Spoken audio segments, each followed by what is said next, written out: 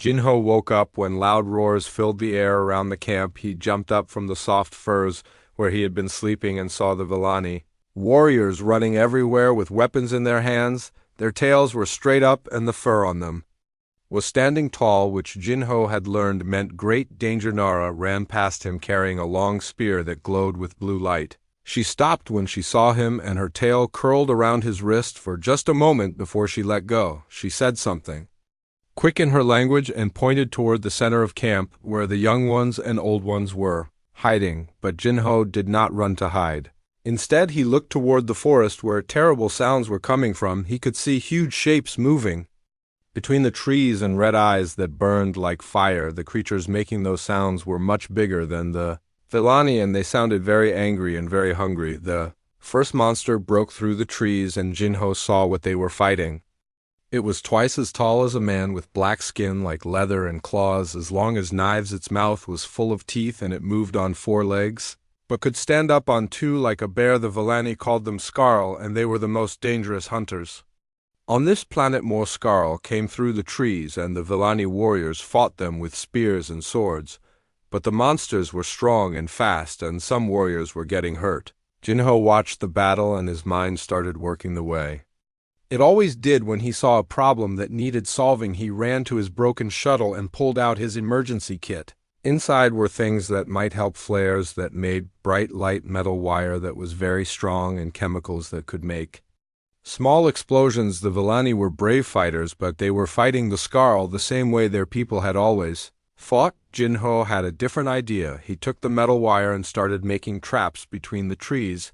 The wire was thin and hard to see, but very strong. When a Skarl ran into it, the wire would cut its legs and make it fall.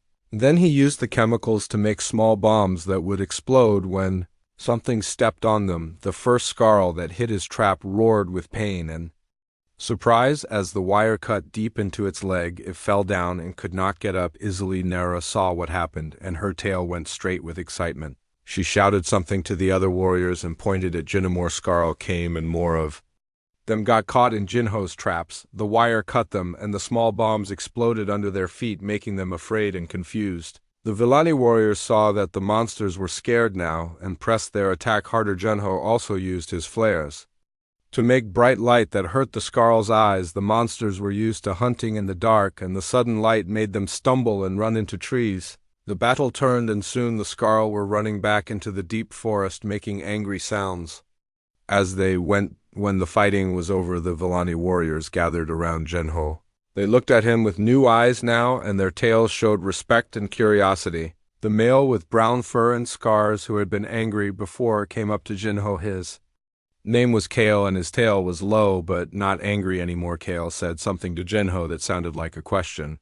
Nara translated using simple words and hand signals. She explained that Kale wanted to know how Jinho had thought of using traps instead of just fighting with weapons. Jinho tried to explain that humans often use tools and tricks to solve problems.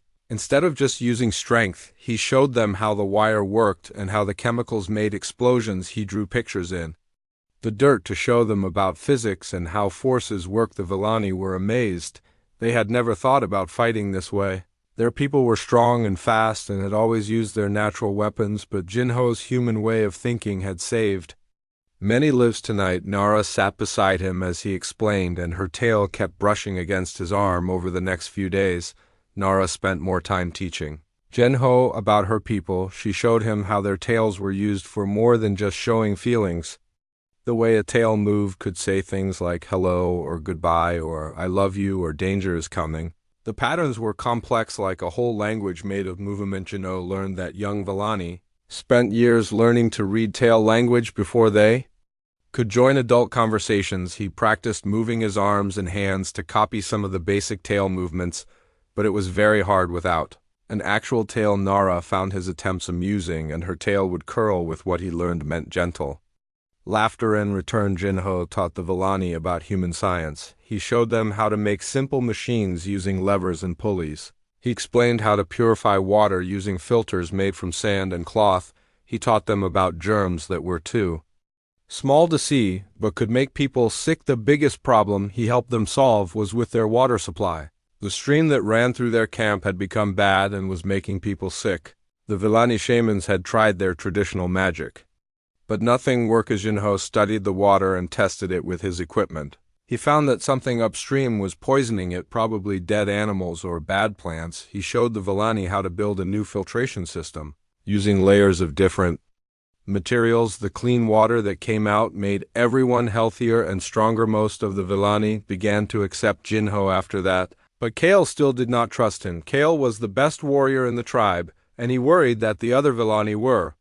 Forgetting their old ways, Kale challenged Jinho to prove he was worthy of staying with them. The challenge was to solve a problem that had bothered the tribe for many seasons. There was a cave full of valuable crystals, but it was guarded by a single, very large and very smart Skarl. This Skarl had killed many warriors who tried to get the crystals, and it seemed impossible to defeat Jinho.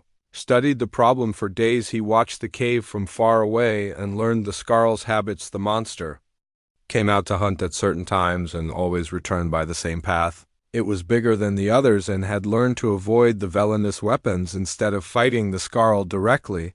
Jinho made a plan that used the creature's own habits against it. He set up a system of ropes and pulleys that would drop a large net over the Skarl when it returned from hunting. Then, while it was trapped, he used smoke to make it sleep without hurting it. The plan worked perfectly. The great Skarl was caught and put to sleep, and the Villani were able to get the crystals they needed. Even Kale had to admit that Jinho's human way of thinking was valuable. His tail showed grudging respect, though he still did not completely trust the strange tailless being. That night there was a great celebration around the fires. The Villani sang songs and told stories and shared their best food with Jinho. Nara sat close to him during the celebration, and her tail kept wrapping around his arm or leg in gestures that he was beginning to understand meant affection. As the night grew late and the other Villani went to sleep, Nara stayed with Jinho by the dying fire. She was teaching him more tail language, showing him the subtle differences between movements that meant different things. Her tail moved like liquid silver in the firelight, and Jinho found it impossible to look away. He was beginning to realize that his fascination with Villani tails was becoming something deeper, something that had to do with this particular Villani and the way her green eyes sparkled when she looked at him. Jinho Kim felt his stomach drop as the shuttle spun out of control. The warning lights flashed red across the small cockpit, and the engines made terrible grinding sounds. His hands moved quickly over the controls trying to stop the spinning, but nothing worked. The shuttle had hit something in space, maybe a piece of rock or metal, and now it was falling toward the strange planet below. The planet looked beautiful from up here with its purple sky and green forests, but Jinho knew beautiful planets could be the most dangerous ones. He had been studying space creatures for 5 years and learned that pretty colors often meant deadly things lived there. The shuttle shook harder as it entered the thick air around the planet. As Jinho held on tight to his seat, he tried to send a message to his ship, the Aurora, but the radio was broken.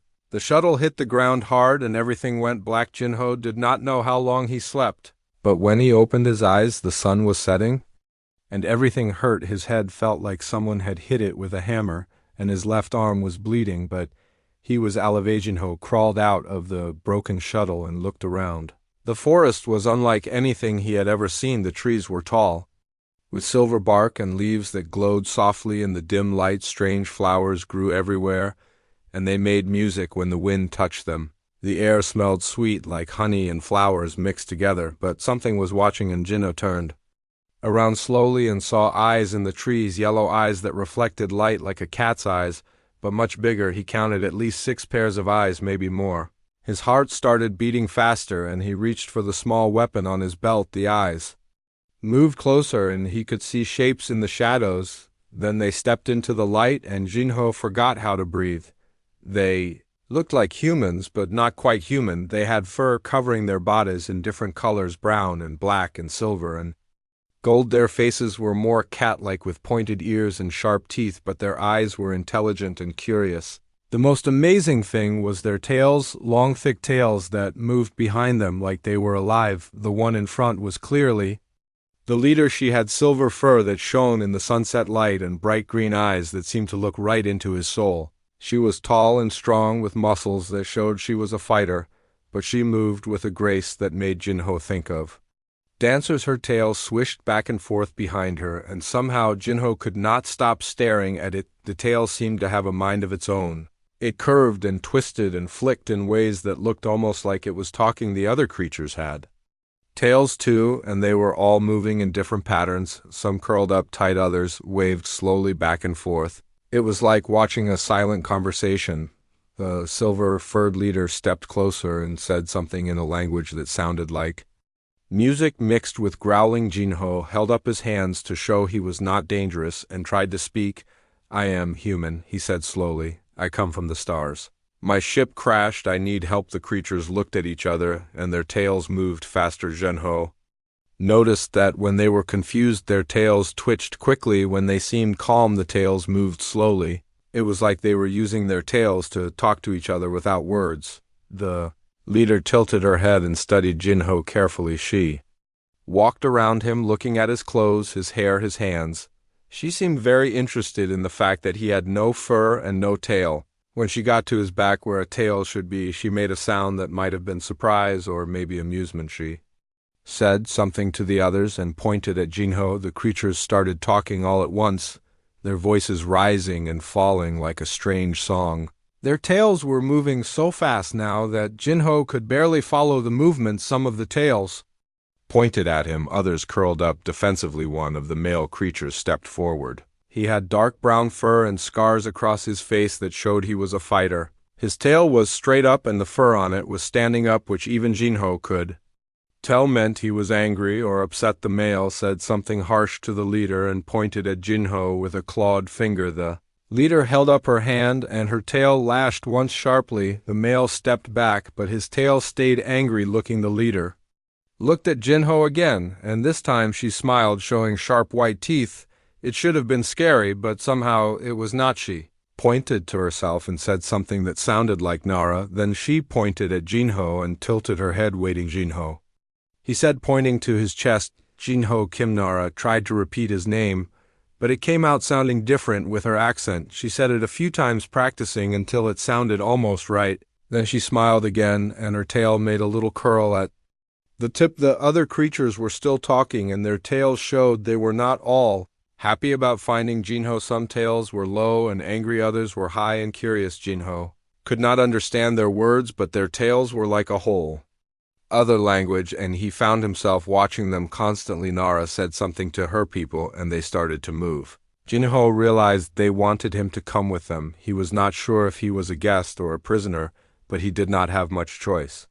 His shuttle was broken, and he had no idea where he was. The creatures had weapons and claws and teeth, but they had not hurt him yet. As they walked through the forest, Jinho kept watching their tails. He had never seen anything like it. The tails moved, constantly showing emotions and maybe even thoughts. It was beautiful and fascinating, and he could not look away. Nara walked beside him, and he noticed that her tail sometimes came close to touching him, but always pulled back at the last second. The forest was full of sounds. As night fell, things chirped and howled and sang in the trees. The creatures seemed comfortable in the dark, and their eyes glowed softly to help them see. Jinho stumbled over roots and stones, but Nara always put out a hand to steady him. Her claws were sharp, but her touch was gentle. They came to a clearing where more of the creatures waited around fires. The light showed Jinho that there were many of them, maybe 50 or more. They all stopped what they were doing to stare at the strange furless tailless being that Nara had brought home. Jinho looked around at all the faces watching him and all the tails moving with curiosity, fear, anger, and interest. He was alone on a strange planet surrounded by creatures he did not understand, but somehow he was not as scared as he should be. Maybe it was because of how their tails moved with such grace and beauty. Maybe it was because Nara had smiled at him, or maybe it was because for the first time in his life he had found something truly amazing to study. The storm came without warning, like many things on this strange planet. The purple sky turned black and wind started howling through the trees so loud it sounded like angry spirits. Rain began falling in sheets so thick that Jinho could not see his own hands in front of his face. Lightning crashed down, turning everything bright white for quick moments. The Villani moved fast to protect their camp. They took down anything that could blow away and moved all their important things into their Tents. These tents were made from some kind of animal skin that kept out water and wind perfectly. The Villani had lived on this planet for thousands of years and knew how to survive its wild weather. Jinho tried to find shelter, but his small emergency tent from the shuttle was not strong enough for this storm. The wind grabbed it and threw it away like a piece of paper. He stood in the rain, getting soaked and cold, while the Villani disappeared into their warm, dry homes. He was shivering and trying to find somewhere to hide when he felt a strong hand grab his arm. Nara appeared out of the storm like a silver ghost. Her fur was wet, but she did not seem bothered by the cold. Her tail was wrapped tight around her waist to keep it from getting blown around. She said something he could not hear over the wind and pulled him toward her tent. Jinho did not argue. He was too cold and wet to care about anything except getting warm and dry. Nara pushed him through the tent opening and followed him inside. The inside of Nara's tent was like stepping into another world. It was warm and dry and smelled like flowers and something else that was just Nara. The tent was bigger inside than it looked from outside, with soft furs covering the floor, and walls colored crystals hung from the ceiling, giving off gentle light. Jinho stood there dripping water and shivering while Nara moved around the tent doing things. He tried not to stare, but it was hard. Her fur was wet and stuck to her body, showing her shape more clearly than usual. Her tail kept brushing against him as she moved in the small space, and every time it touched him, he felt something like electricity. Nara brought him dry furs to wrap around himself and made him sit near a small device that gave off heat. She said something in her language that sounded like scolding, like she was telling him he was foolish for staying out in the storm. While Jinho wrapped himself in the warm furs, Nara began drying her own fur with a soft cloth. She did not seem embarrassed about him being there and kept talking to him even though he could not understand most of her words. Her tail moved constantly as she talked, curling and swishing in patterns. He was starting to recognize the storm outside got worse, and the tent shook with each gust of wind. Lightning lit up the walls from outside, and thunder made everything vibrate. Nara finished drying herself and sat down across from Jinho, her tail curled around her feet, and she looked at him with those bright green eyes. She had been watching him for weeks now, and she had noticed something. Jinho thought he was being subtle, but Nara was a hunter, and hunters noticed everything. She had seen how his eyes followed the movement of Villani tails, how he studied the patterns and tried to understand what they meant. She had also noticed that he looked at her tail more than any others, and that when her tail accidentally touched him, he got a strange expression on his face, like he was happy and confused at the same time. Nara found this very interesting because male Villani always paid attention to females' tails, but this human seemed fascinated in a different way. The tent was small and they were sitting close together. Nara's tail kept moving as she watched him, and Jinho kept glancing at it, then looking away, then glancing back. He thought he was being polite by not staring, but his behavior was obvious to her. Finally, Nara could not stand it anymore. She moved closer to Jinho until they were almost touching and looked right into his eyes. Her tail came up between them, swaying slowly back and forth in a hypnotic pattern. Then she grinned, showing her sharp white teeth, and said in careful human words, "You really like tails?" Hojina felt his face get hot with embarrassment. He had not known that Nara could speak his language, and he certainly had not known that his fascination was so obvious. He tried to look away, but Nara put her hand under his chin and made him look at Harry. "Watch, you," she said in her accented voice. "You always look at tails. You look at my tail most." Hojino struggled to find words. How could he explain that humans did not have tails, and that the way Villani used them was the most beautiful and amazing thing he had ever seen? How could he tell her that watching her tail move was like watching poetry written in the air? "Humans no tails," he said, finally pointing to where his tail should be. "We not understand. Tail talk is very beautiful, very interesting." Nara tilted her head, and her tail curled with what he now knew meant curiosity. "You want to understand?" she asked. Jinho nodded. "Yes, very much want to understand." What happened next surprised him. Nara moved even closer until she was sitting right beside him. Her tail came around to rest across his lap, and she began moving it in slow, deliberate patterns. "This means hello," she said, making her tail curve in a gentle wave. "This means goodbye," making it flick quickly. "This means I'm happy," making it curl at the tip. "This means I am sad," letting it droop. Jinho watched in fascination as Nara demonstrated different tail movements. Each one was like a word in a language he had never known existed. Her tail was warm and soft where it rested on his legs, and he could feel the muscles moving under the fur. "This means I like you," Nara said, making her tail wrap gently around his wrist. "This means I trust you," wrapping it around his arm. "This means," she paused and looked into his eyes. "This means I want to be close to you." Her tail curled around his waist, pulling him closer to her. Jinho felt his heart beating faster. This was not just a language lesson anymore. This was something else, something that made the air in the tent feel charged like before lightning struck. Nara was studying his face, carefully watching his reactions in Villani. Culture tale language was very important and very intimate. Teaching someone the deeper meanings was like sharing secrets. Seeing that Jinho was not afraid or disgusted, but instead seemed honored and fascinated, made something warm grow in her chest. "Your people," she said softly. "How do you show feelings without tails?" Jinho thought about it.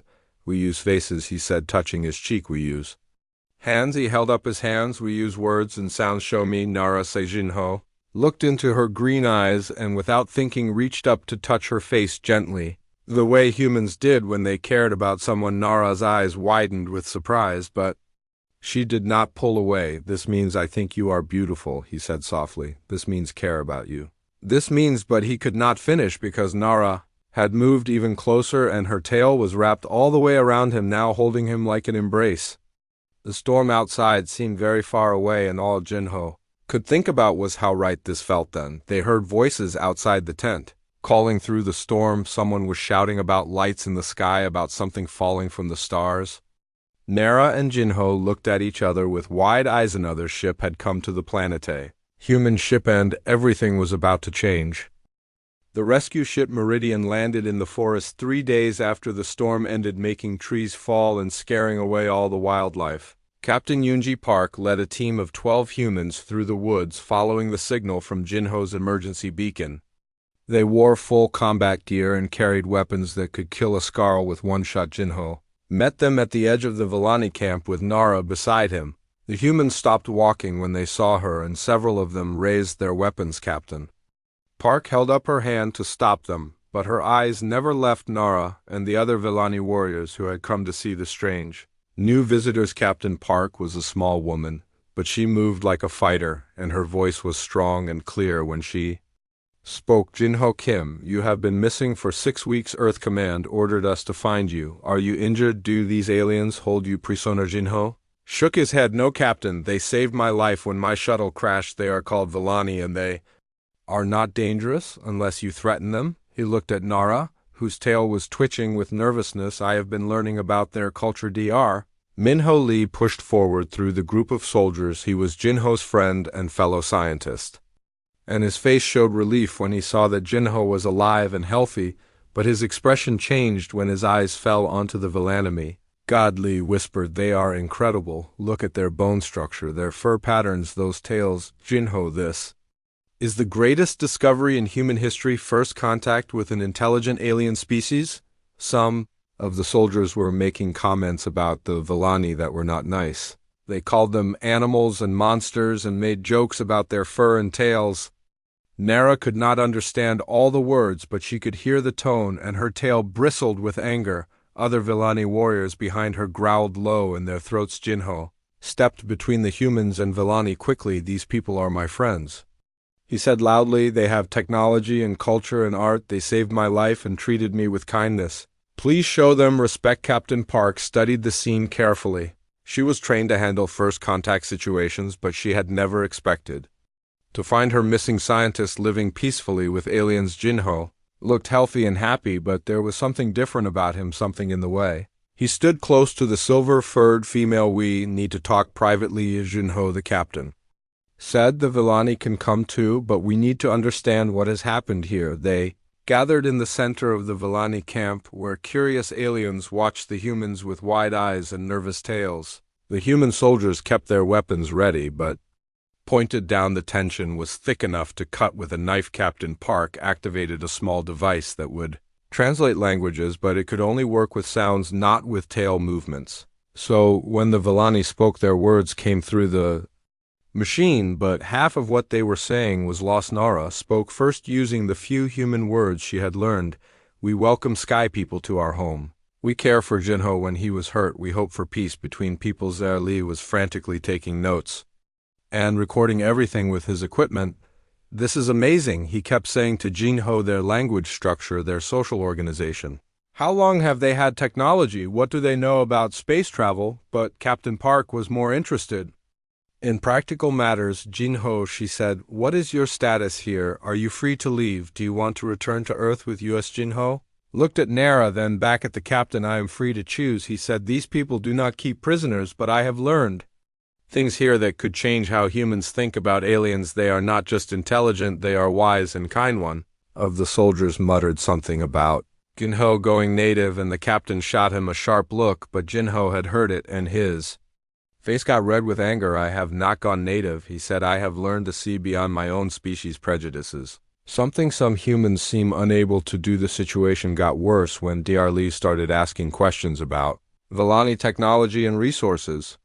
He wanted to know about the glowing crystals and the advanced materials their tents were made from. He asked about mining and whether there were other Villani cities on the planet. Kale, who had been watching and listening, stepped forward. His tale was straight up and angry, and he spoke harshly in the Villani language. The translator could not capture all of his meaning, but words like invasion and conquest came through clearly. Nara translated for the humans. He says your people want to take our world like humans have taken other worlds. He says Jinho is different, but the rest of you think only of what you can steal from us, Captain. Park tried to calm things down. We are here only to rescue our people, she said. We mean no harm to your world. But then Dr. Li made everything worse by asking if the Villani would be willing to share their technology with Earth in exchange for human knowledge. He talked about trade agreements and cultural exchanges, but the Villani heard something else entirely. They heard humans who wanted to change their world and take their secrets. The meeting ended badly, with both sides suspicious and angry. The humans went back to their ship to report to Earth Command, while the Villani held council to decide what to do about these new invaders. Jinho found himself caught in the middle, belonging fully to neither group. That night he sat with Nara outside her tent, looking up at the stars that no longer seemed friendly. Nara's tail was wrapped around his waist, but it felt different now, tense and worried. Your people, she said quietly, they are not like you know, Jinho admitted. Some are, but many think only of what they can gain. They do not understand that other ways of life can be valuable too. Will you go with them? Nara asked, and her tail tightened around him. I do not know, Jinho said honestly. If I go, I can try to make them understand that Villani should be left in peace, but if I stay, I'm just one human against many. The next day brought worse news. Captain Park called Jinho to the ship and showed him messages from Earth Command. Admiral Hyesu Wang appeared on the communication screen, her face stern and uncompromising. Mr. Kim, she said, this planet has been classified as strategically important. The alien technology and mineral resources make it valuable to Earth security. You will return immediately to report on what you have learned. But Admiral Jinho started to argue. There will be no discussion. The Admiral cut him off. A colonization survey team is being prepared. We need to establish a human presence on this planet before other Earth nations learn of its existence. Jinho felt his heart sink. He looked at Captain Park, who shrugged helplessly. These were their orders, and military people followed orders. Dr. Li was excited about the scientific possibilities, but Jinho could only think about what colonization meant for the Villani. When he returned to the camp, he found it in chaos. Kale was leading a war party that wanted to attack the human ship before more humans arrived. Other Villani wanted to flee deep into the wilderness where humans could not find them. Nara was trying to keep peace, but her own tale showed that she was torn between hope and fear. Jinho told her what Earth Command planned and watched her face crumble with despair. We will fight, she said, but her voice was small. We cannot let them destroy our world. That night, as both sides prepared for conflict, Jinho made a decision that would change everything. He could not stop Earth from sending more ships, but maybe he could find a different way. Maybe there was still hope for peace between two species who were too proud and too afraid to trust each other. But first he had to convince both sides that some things were worth fighting for, and some things were worth sacrificing for, even if it meant giving up everything he had ever known. Jinho did not sleep that night. Instead, he walked to the sacred grove, where the oldest Villani went to think about important decisions. The trees there were ancient, and their silver bark held the memories of countless generations. The grove was peaceful. But Jinho's mind was full of war. When morning came, he had made his choice. He found Captain Park preparing her soldiers for possible combat and asked to speak with her privately. Inside the ship, he sat across from her at the metal table where Earth officers made decisions that changed worlds. Captain, I want to request permission to remain on this planet as Earth's first ambassador to the Villani people. Captain Park nearly dropped her coffee. Her face showed complete surprise. You want to what? Jinho, this is not some vacation planet. These are aliens. We do not even know if they can be trusted. They can be trusted, Jinho said firmly. I have lived with them. I know their hearts. They are not perfect, but they are good people who want to protect their world. Can you blame them for that? But your career, your life on Earth, everything you worked for, Captain Park said, will mean nothing if we destroy another intelligent species. Jinho replied, I became a scientist to learn about life in the universe, not to help humans take it away from others. Captain Park was quiet for a long time. She was a soldier, but she was also a mother, and she understood what it meant to protect the things you loved. Finally, she nodded. I will send your request to Admiral Wang, but Jinho, you know she will not be happy. While Jinho waited for Earth's answer, the Villani Council of Elders met in the great cave beneath their city. Nara had told him about this place, but humans had never been allowed inside. The Elders were the wisest and oldest Villani, and their word was law for all the clans. Nara came to him after the meeting had been going on for 2 days.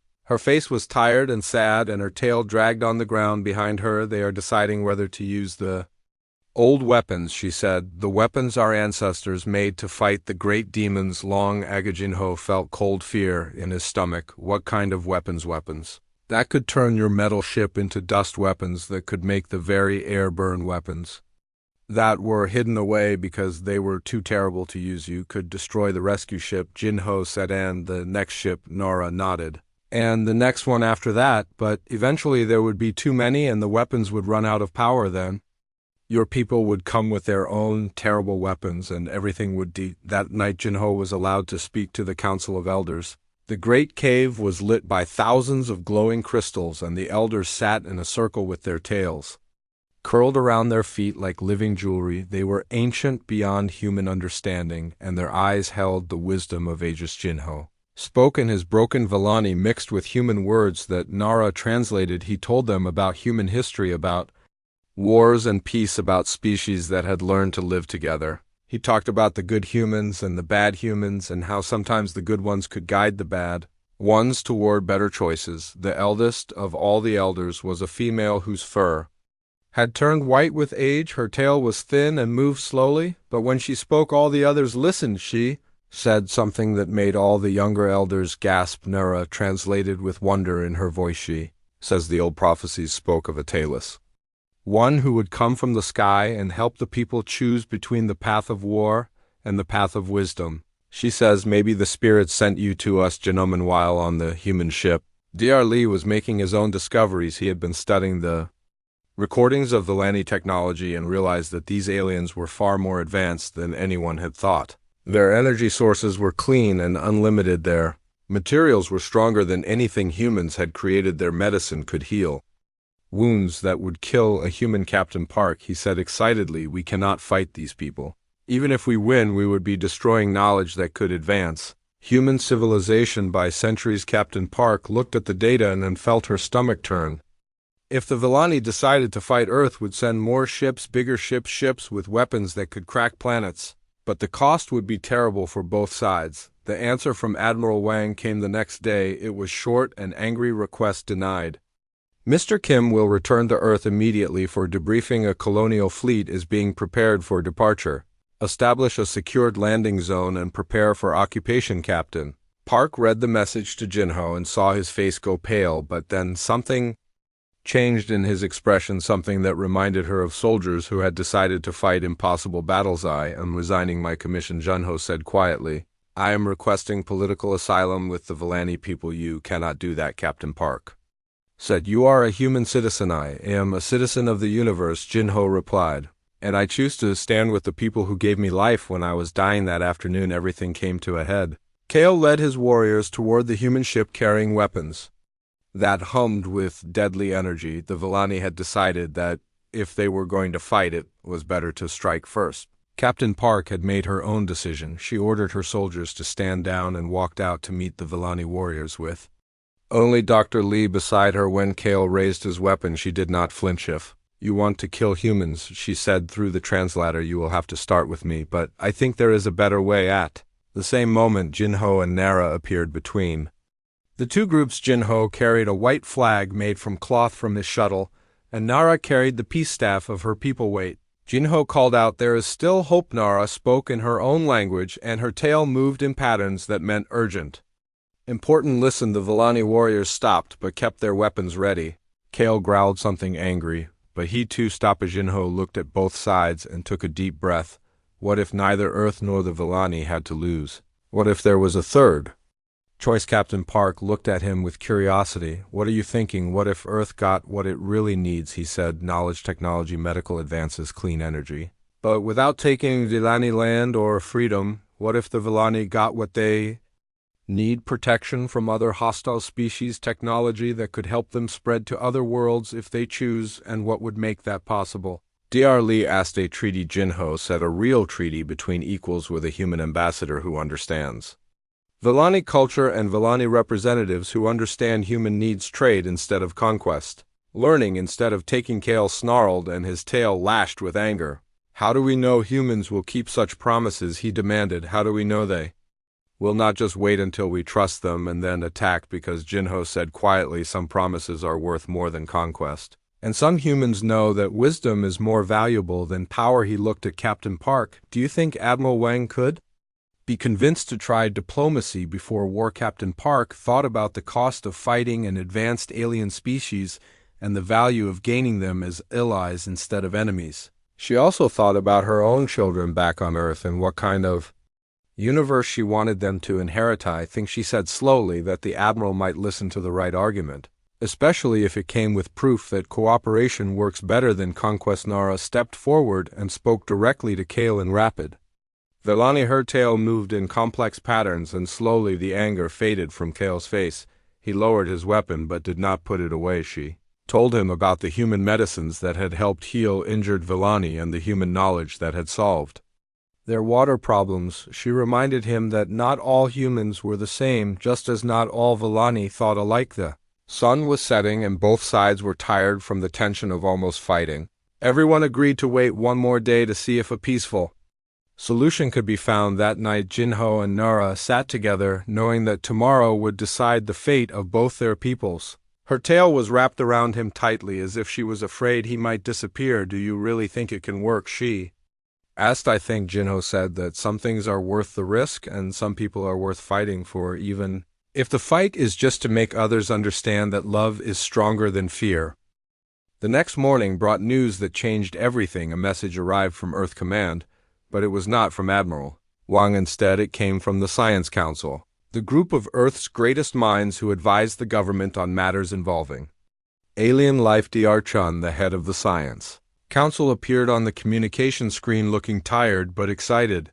"Jinho," his voice crackled through space, "we have been studying Dr. Lee's reports all night. The Villani technology could solve every energy crisis on Earth. Their medical knowledge could cure diseases we thought were impossible to treat." He paused and looked directly at Captain Park. "Captain, we are ordering you to attempt peaceful contact before any military action is taken. The potential benefits of alliance far outweigh the risks of conquest." Admiral Wang was not happy about having her authority overruled, but even she could see the wisdom in trying diplomacy first. A colonial fleet would still be prepared, but it would not launch unless negotiations failed completely. Captain Park gathered both humans and Villani leaders in the sacred grove where the ancient trees could witness what might become the most important agreement in galactic history. Jinho stood between the two groups, serving as translator not just for words but for cultures and ways of thinking. The negotiations took 3 days. Both sides had demands and fears that seemed impossible to overcome. The Villani wanted guarantees that Earth would never try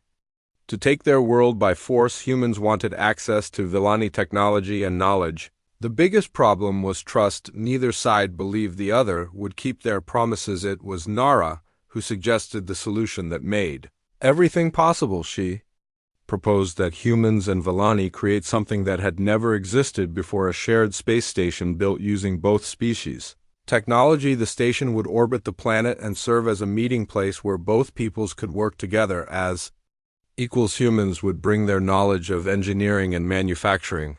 Villani would contribute their energy systems and materials science. Together they would create something neither could build alone. The station would also serve as Earth's embassy to the Villani and the Villani's first step toward exploring the galaxy. But the most important part of Nara's plan was that the station would be run by people from both species working together, proving that cooperation was possible. Jinho would serve as the first human ambassador, and Nara would be the first Villani representative to Earth. Dr. Lee was fascinated by the technical challenges. "You're talking about combining technologies that developed on completely different worlds," he said. "It should be impossible." "That is why it will work," Nara replied through Jinho's translation.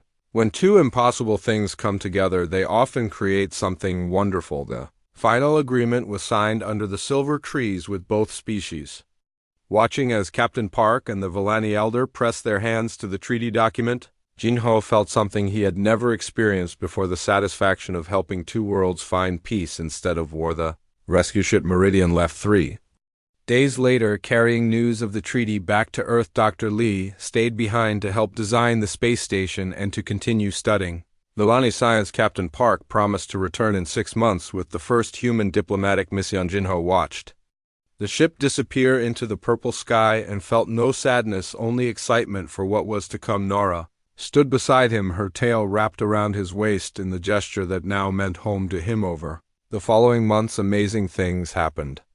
Human engineers worked alongside Villani craftsmen to design the space station using blueprints that incorporated the best ideas from both species.